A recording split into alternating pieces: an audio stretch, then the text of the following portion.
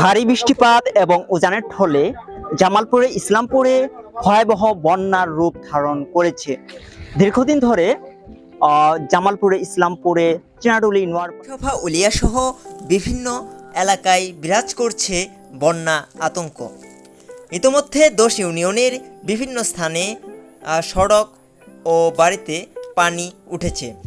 ভারী বৃষ্টিপাত ও বন্যার পানির চাপে রাস্তাঘাট ভেঙে যোগাযোগ বিচ্ছিন্ন হয়ে পড়েছে। বন্যার কারণে হাজারো মানুষ পানিবন্দী হয়ে পড়েছে। গত 24 ঘন্টায় বাহাদুরাবাদ ঘাট পয়েন্টে 10 সেন্টিমিটার পানি কমে বিপদসীমার 75 সেন্টিমিটার উপর দিয়ে পানি প্রবাহিত হচ্ছে।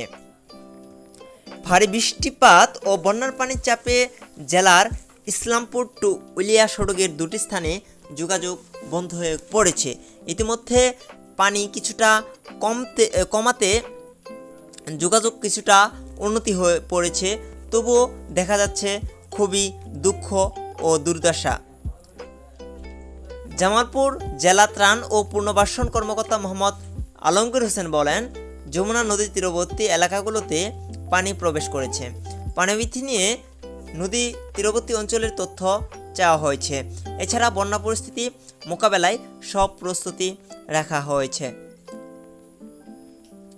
আজ বাংলাদেশ জামায়াতে ইসলামীর মুজিবুর রহমান উপস্থিত থেকে জনগণের মাঝে সাধারণ নিরীহ মানুষদের মাঝে ত্রাণ সামগ্রী বিতরণ করেন।